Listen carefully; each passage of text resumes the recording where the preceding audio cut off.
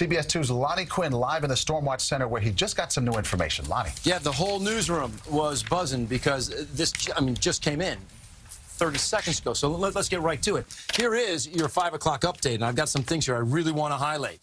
Okay, your winds, 155 miles per hour. They're up a little bit from 8 o'clock this morning because it's sitting over warm water. Now, a little bit of interaction with the northern shore of Cuba, but it's gotten a little bit stronger. It is moving to the west at 12 miles per hour. This I don't like to see. No one wants to see that. It had been moving at around 16 for a good long clip. You don't want this storm to close up, to slow down as it's closing in on land. Now, take a look at it. It's an incredibly healthy system. While you were sleeping last night, we went through an eye wall replacement cycle. That means it's actually a healthy thing that a storm does. The eye wall did break up a little bit.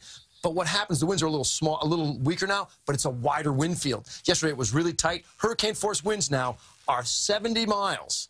Okay, from the eye. So that's a 140-mile swath, plus the eye, 160-mile swath of hurricane winds. So let me show you where it's going. This is brand new from the National Hurricane Center. We do have all the hurricane warnings in effect for South Miami, the Florida Keys, all of the Bahamas, but let's get to that track because this is new. I've looked at it once. I've had a chance to study it a little bit, but let's do it together, you and me. We still see it making that big turn to the right, but look at this. Now it's bouncing back to a Cat 5 as it's making landfall. We think somewhere around, say, the mid-lower Keys. Keep it going, though. All right, here we are as a Cat 4, somewhere around Fort Myers or Tampa, or Naples, excuse me. That's 2 p.m. on Sunday, and then it travels right up Florida. But remember, if the hurricane field, not the storm, my goodness, is 445 miles wide, but the hurricane field is 160 or so. So if it does travel that skinny line, it's still going to hit both coasts. I mean, this is still an East Coast, West Coast storm. This is my boy. Georgie's back there at the helm, and it's great. I asked him to give me a close-up shot because I had to show you this. We all talk about the cone of concern. Look at this. Here's Miami, Florida, okay? Miami, Florida now just barely in the cone. All right, and portions of the area just outside of that, like, Aventura, you're now outside of the cone.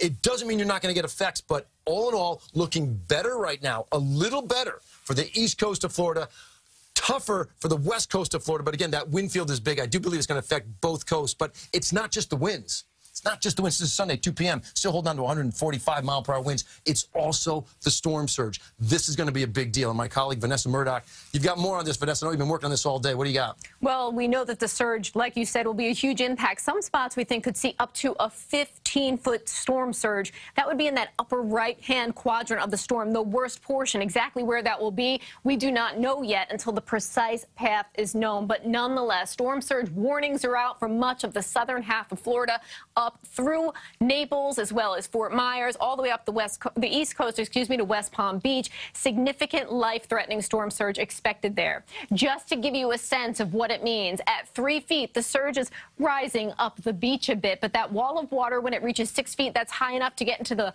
lowest level of homes, more than enough to wash away cars. But in this case, worst-case scenario could be that we see up to a 15-foot surge with this storm. That would put it well into the second floor of homes and, of course, devastate the coastal areas. Another thing with this storm, you might be wondering, well, why is it making this northerly turn toward Florida? Here is the setup. What's going to happen over the next 24 hours or so, this big area of high pressure is in place, and it is forcing the storm to ride on this westerly path. But as it gets to the edge of this ridge of high pressure, it can take that northerly turn and head up toward a lifting jet stream. So certainly that area of high pressure not doing us any favors at this point in time. Maurice. Okay, Vanessa.